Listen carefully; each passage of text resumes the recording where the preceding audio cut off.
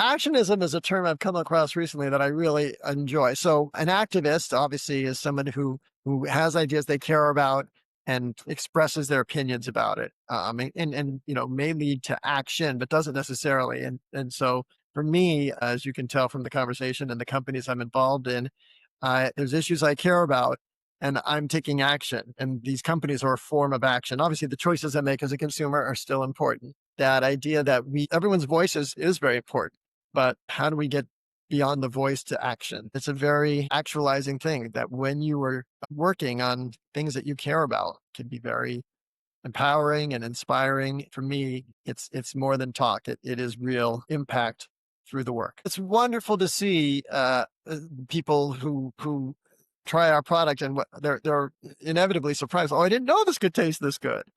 I will say it is also surprising to see people who have a skepticism or distrust, because there's nothing in these products that has, from a health perspective should be of concern. But people get very attached to their existing cultural norms. Part of what you have to have is a belief in what you're doing and a faith that there's a long arc to this. So I've never doubted, both personally in my own dietary choices, but as a business bet, that this is a future forward concept. It's where we need to move as a society, as a species. That's what continues to inspire me.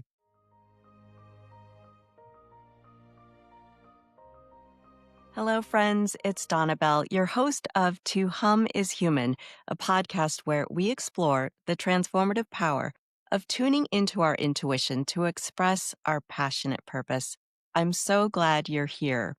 In this episode, Food as Actionism, Seth Goldman on Changing Systems Bite by Bite, we explore a powerful question. What if food could be more than something we consume? What if it could become a tool for justice and a catalyst for systemic change? I'm so honored to introduce a guest whose life's work brings those ideas into real, tangible action. If you've ever reached for honest tea, experienced plant burger, or followed the rise of Beyond Meat, then you've already encountered his vision in action.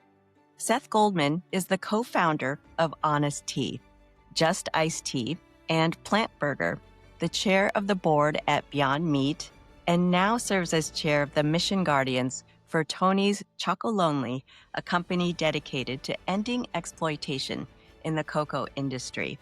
A graduate of Harvard and the Yale School of Management, Seth has been recognized by the Washington, D.C. Business Hall of Fame, named CEO of the Year by Partnership for a Healthy America, and honored by earthday.org as a climate visionary.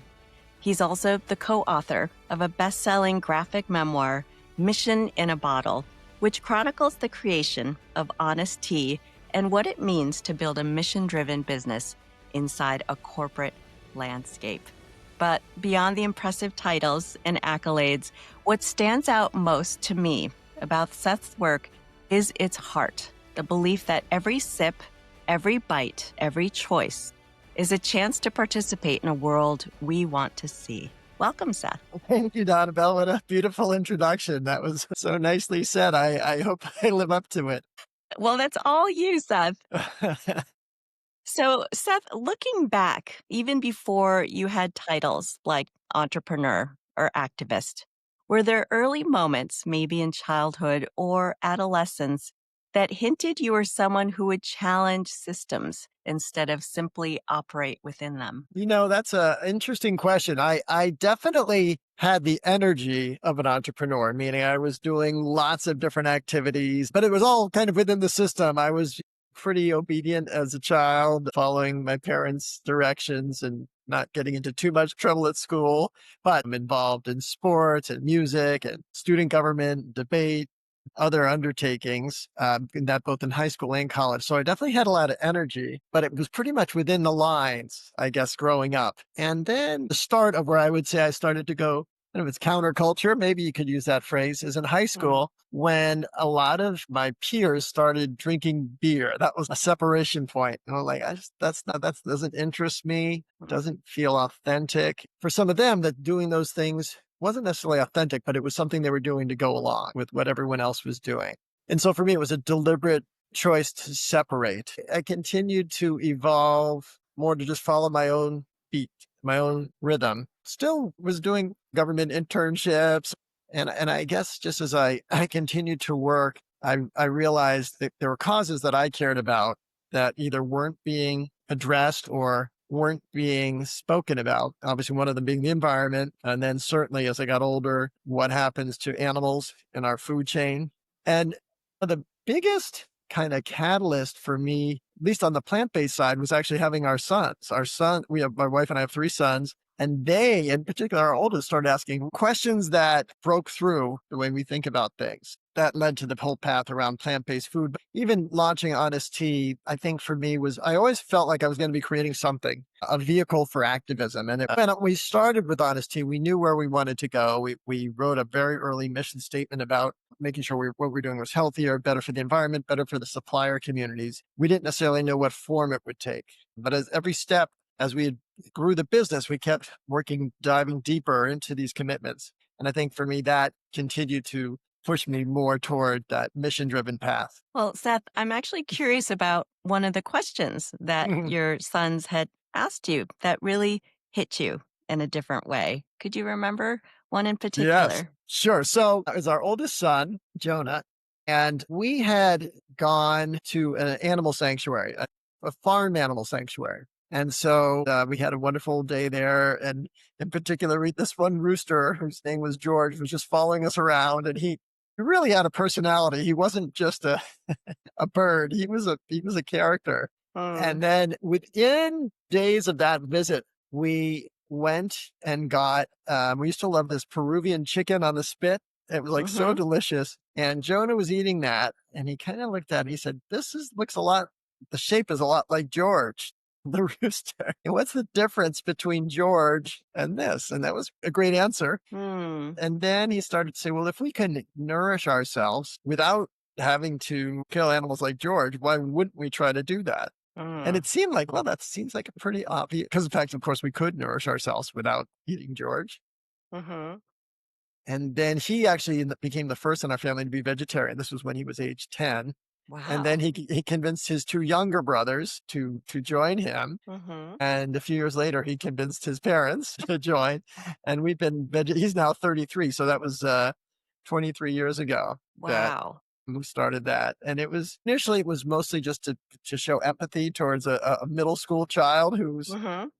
experiencing angst about what's going on in the world. And then, I would say we started to embrace the questions he was asking as well. I think our children really put things in perspective for us Yeah. in Yeah. ways that we may not fully understand or willing to grapple with at the time. Right. Or we sort of turn a blind eye, right? There's so many things going on in the world where we have just adjusted our behavior to not look uh, Hmm, below the surface. And yes. so his clarity of child's innocence could break through that. Mm. Well, before honesty came into existence, did you already identify with the word activist, or did that awareness evolve through the process of building mission driven companies? No, I definitely thought of myself as an activist. I had worked on political campaigns. In fact, that's where I met my wife. I had worked in the Senate for a senator from Texas for some years. So that was more like, but I would say sort of more at least within the political system.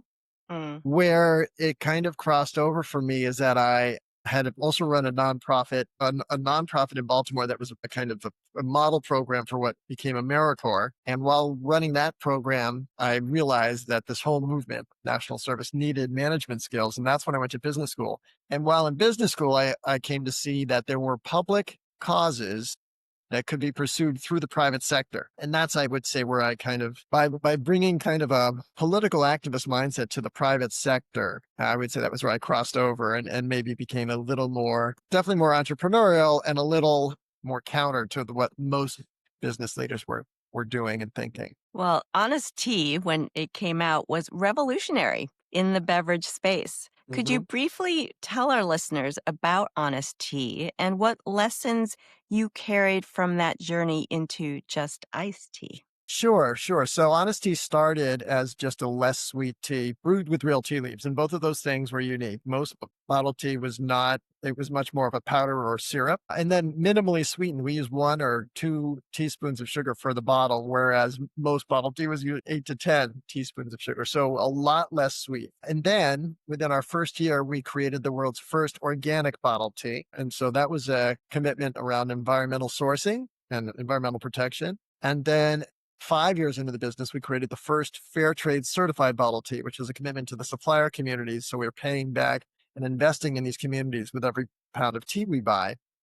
And then by 2011, everything we made was organic and fair trade. And then in 2007, 2008, we launched a line called Honest Kids, which is the organic kids drink. A lot of the same equities of Honest Tea, less sweet, organic juice drink, and scale that nationally. We really helped demonstrate that organics could be democratized, could be spread. And in fact, Honest Kids, which is still thriving as a business, it's now owned by the Coca-Cola company, is, I think, the most democratized product out there, meaning it's for millions of Americans, it's the first organic product they'll consume because Honest Kids is the default option at McDonald's and the Happy Meal, and it's in Wendy's and Subway and Chick-fil-A and Cava and Sweetgreen. So it's really widespread. And what's exciting about Honest Kids isn't just that it's organic, but it's also much less sweet than the other kids' drinks out there. So where at McDonald's, as an example, the item on the menu was an 80-calorie juice drink, and Honest Kids has replaced it as a 35-calorie juice drink. So you got a 45-calorie differential. And every year they sell over 200 million units of Honest Kids in McDonald's. So just there, you're removing over 1 billion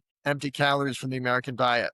So for me, Mm. it helps show that when you can do these things well and scale, you can really make an impact, not just on what the consumer drinks, but also on the demand and supply of organic juices, which of course Mm. means fewer chemical pesticides going or chemicals going into these ecosystems and into our bodies and the bodies of the people picking the product. As your listeners may know, Honest Tea got discontinued by Coca-Cola in 2022. So that was obviously a disappointing and sad moment for us. For a week, I was sad. And then pretty quickly after that week, I realized there was an incredible opportunity to come back into the organic bottled tea market in a way that would support certainly the supply chain we had built, the communities that had really made this commitment to organic and fair trade. This has been so fun because in just the 3 years that Just Iced Tea has been on the market, we've become larger than Honest Tea was in its 10th year. So Wow. we learned a lot in building Honest Tea, and we were able to put it to work. And a lot of the same people, a lot of the same suppliers, a lot of the same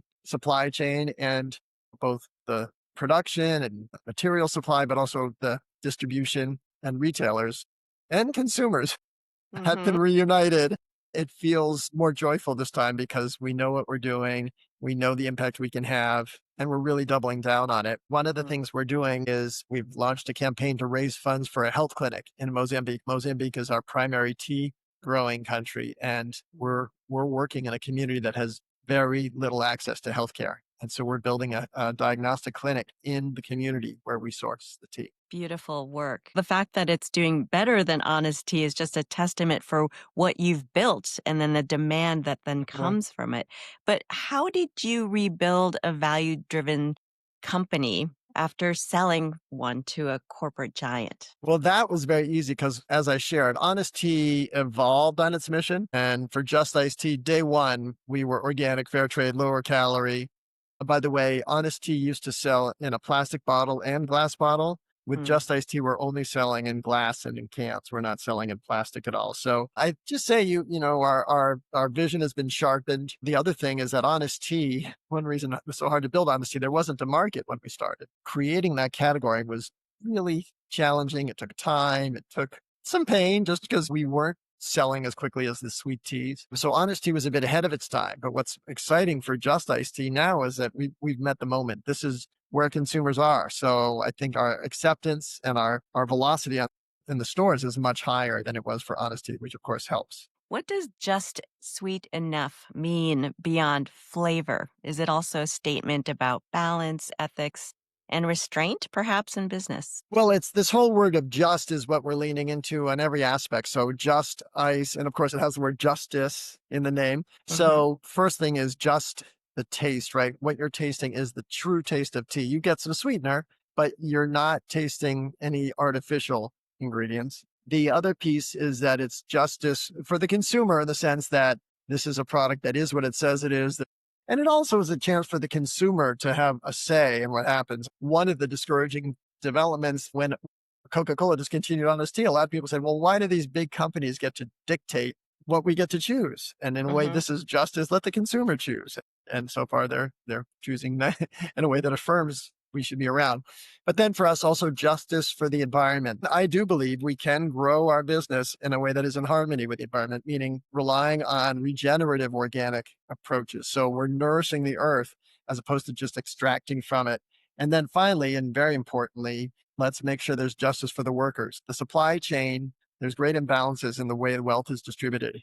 And so let's do what we can to make sure that whenever we buy tea from this community, a portion of the money goes back to the workers, not to the owners of the tea garden, but to the workers themselves, where they get to make the choices about how the money is invested. And in this case, this health clinic is very much something that they brought forth as something they feel is important to their community. And then finally, as you know, just sweet enough is a taste preference, which is enough to bring out the flavor, but not so sweet that you're just tasting a sweetener. And so it's just sweet enough to really enhance the flavor, but not so much that you're drinking something either because of the calories or taste just is too much. I love that it's such an empowering thing to know that when you buy this just iced tea, you're doing just more than buying the That's tea. right.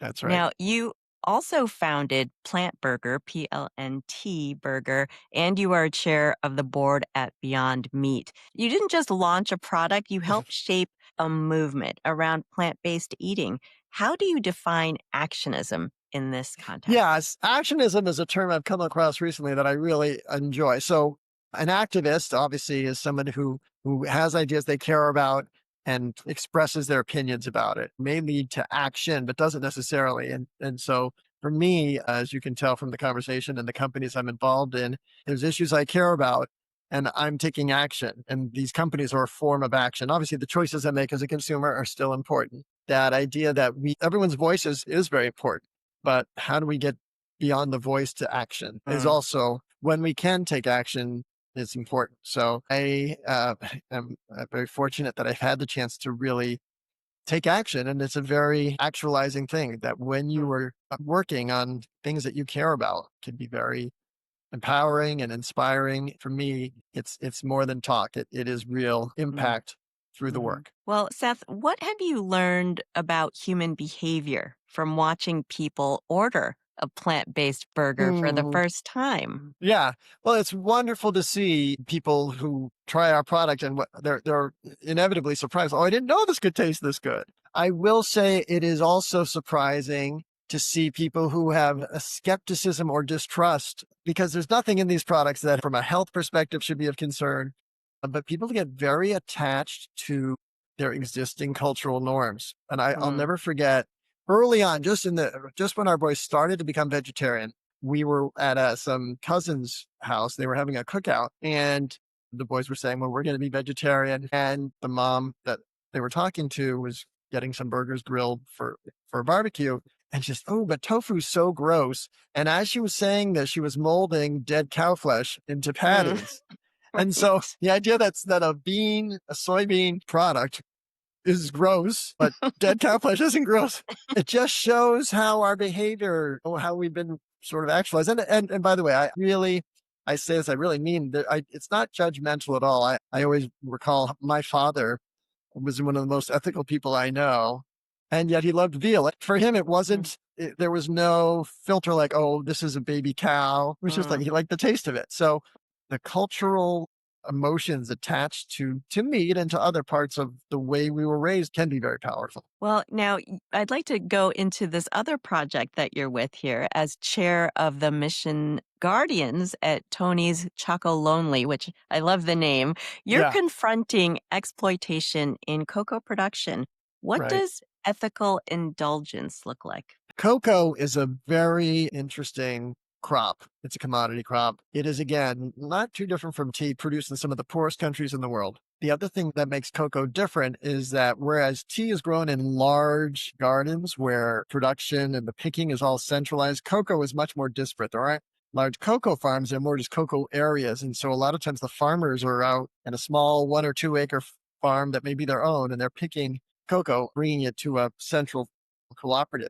The challenge with that is we don't have the visibility to understand who is doing the work. So in a tea garden, no tea bushes just end up in a facility that you have a line of sight. You see the pluckers, they bring it to a weigh station, and then it goes right to the drying facility. But in a cocoa cooperative, someone may drive in on a motorcycle, bringing in a sack of cocoa pods, and we don't know exactly where it's from or who's been doing the picking. It is a crop and a situation that could lead to much more child labor. And there is a great deal of child labor, primarily in West Africa. So the main countries where cocoa, the largest grower of cocoa, Cote d'Ivoire, Ivory Coast, one where there's the prevalence of child labor can get as high as 50% of where it's grown. So one option could have been a company like Tony's could say, well, we're going to go shift all our buying to South America where there's Mm, less child labor, but that doesn't help those communities in West Africa. And so instead, Tony said, we are going to really engage on the ground in our sourcing areas and both monitor and do our best to understand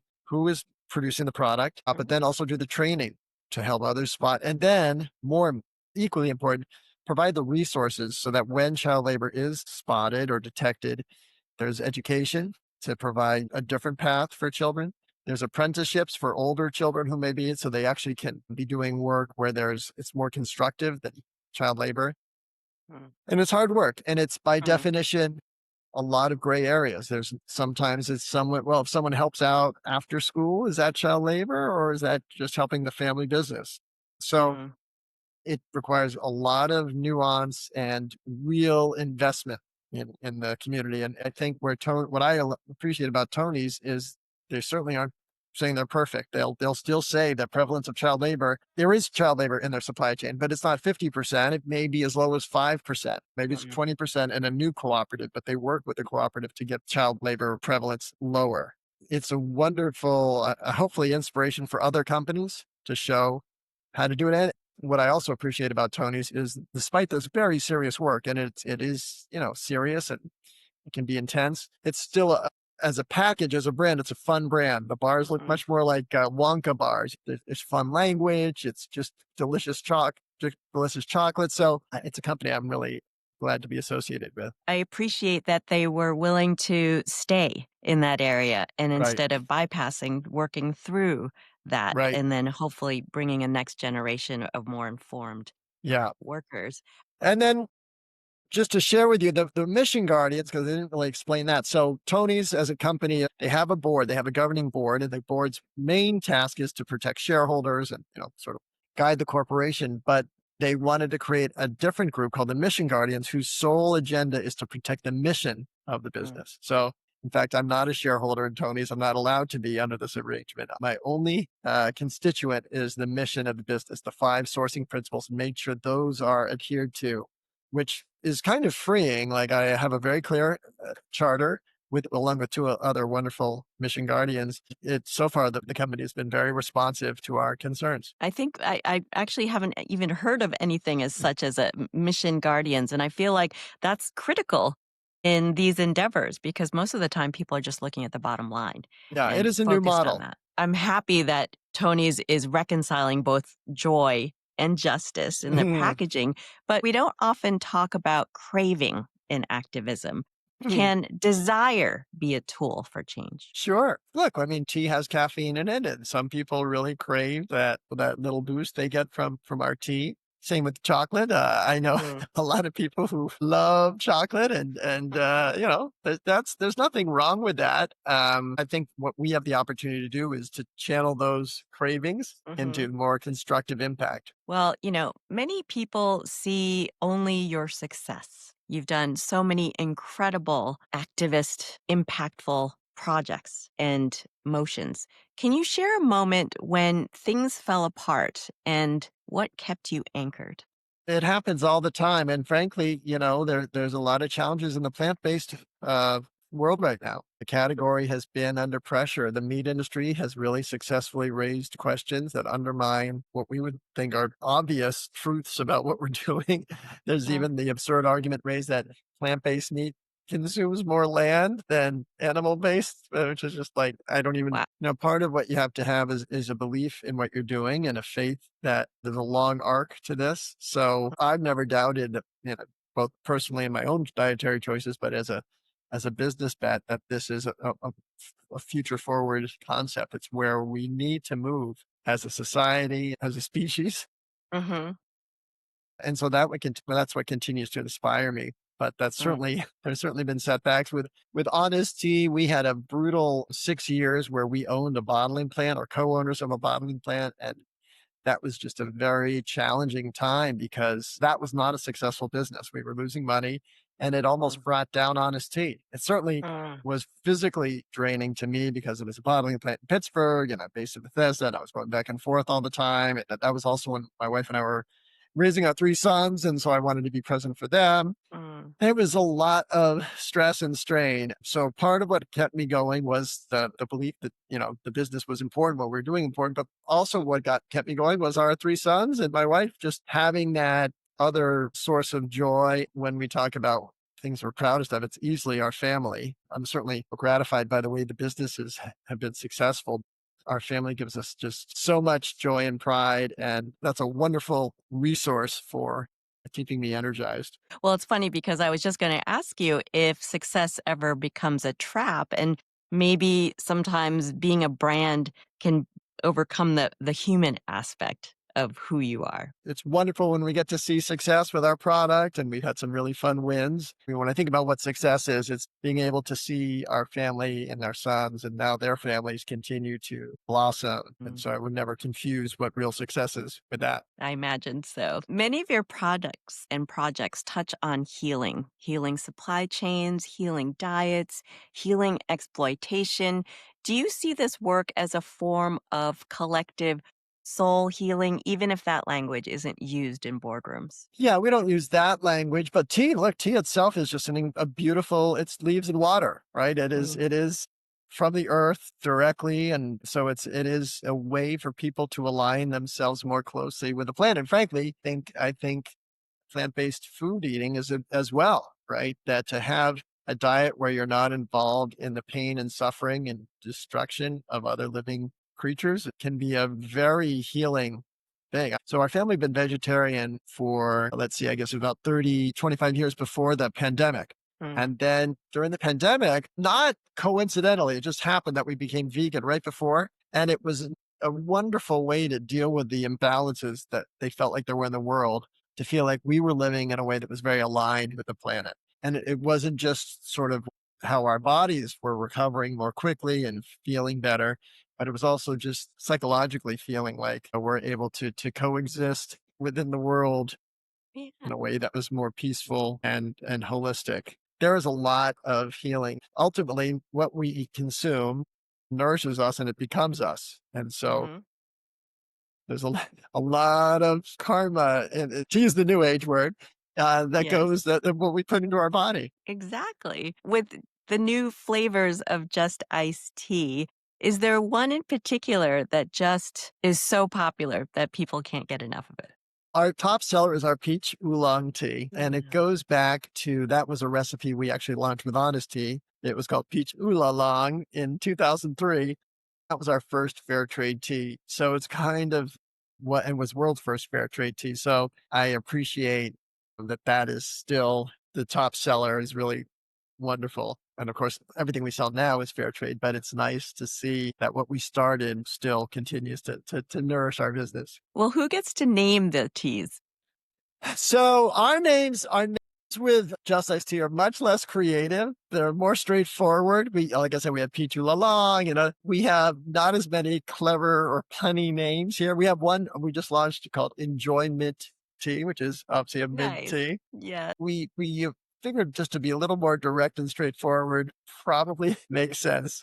Well, I have to say though, I have been enjoying your Instagram, and I'm happy to say that I'm happy that you are still including some sort of punny language. And Yes. your most recent one catered to the Gen Z, my That favorite one. yeah, that got What quite a inspired you reaction. to do that? Yes. Well, so part of it is you have to trust your team, and we have a great team, and in particular, our woman Grace, who runs our social media, is closer to Gen Z than I am, and she came Really? up with this whole she came up with this whole script, most of which I didn't understand, but she coached me on how to say it, and yeah, it was really fun. And what the fun part of that was that my sons got emails from their friends who saw it and said, "You're not so cool," which is very, they don't normally hear that. So that was really funny. Well, I have to say I appreciated the subtitles Yeah, because I was in the same camp as you yeah. going, "What is he saying?" At one point, I even said, I don't even know what that means." Well, it just it gives me a sense of your company as a whole. It's like it's really down to earth, no pun Thank you. intended. But there's Yeah. something about it that just makes it so accessible.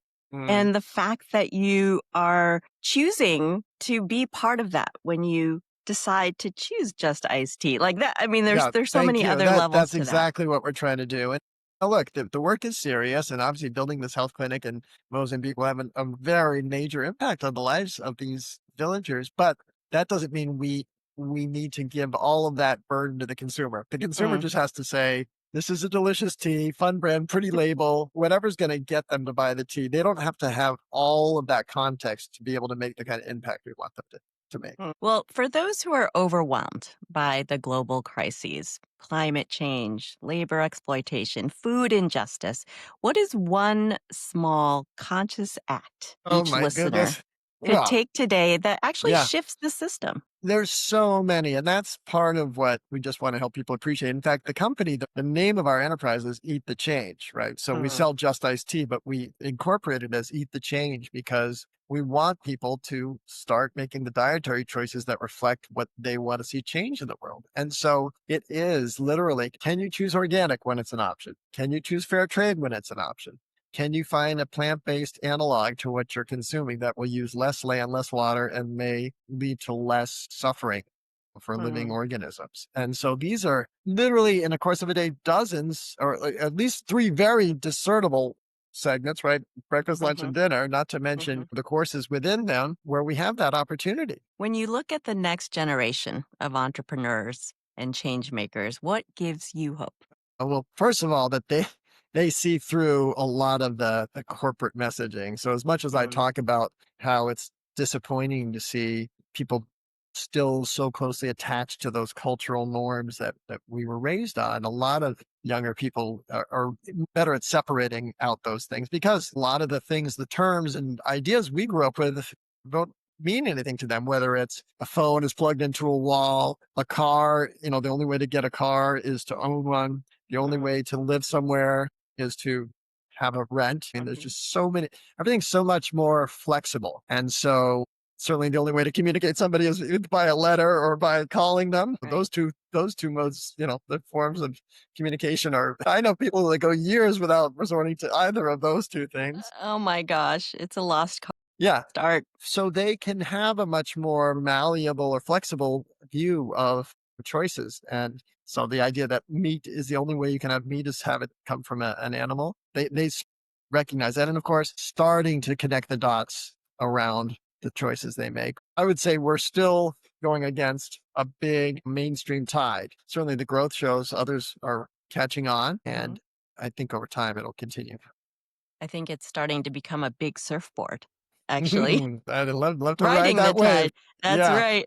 Where can folks find out what you're doing in the world? Yeah, so I think I'm probably most active on LinkedIn, just Seth Goldman, but certainly following Just Ice Tea is we're on Instagram and all the other social places, and then of course our own website, and we have a newsletter. We invite people to read, and then ideally they're seeing our product in stores, certainly at Whole Foods and Sprouts and natural retailers nationwide. But I think over the next year we are in Target now. We'll be expanding into more mainstream places as well. Wonderful. I was just at Omega Institute and I saw that you had just iced tea in the case Yeah. there. Beautiful, beautiful.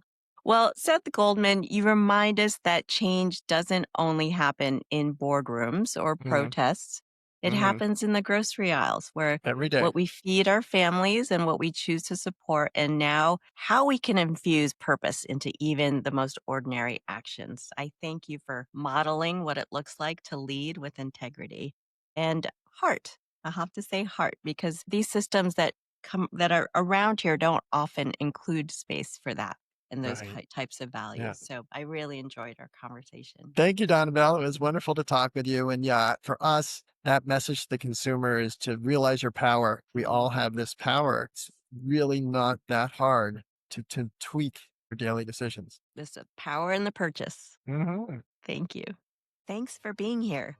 I hope something from today's conversation stayed with you or gave you a new way to look at things. That awareness, that pause, that's where things start to shift. If you enjoyed this episode, please subscribe, leave a review, or share it with someone who might need it. You can learn more about my work and what's coming up at sonorous.light.com, and you can follow me on Instagram at To Hum Is Human. Until next time, keep humming.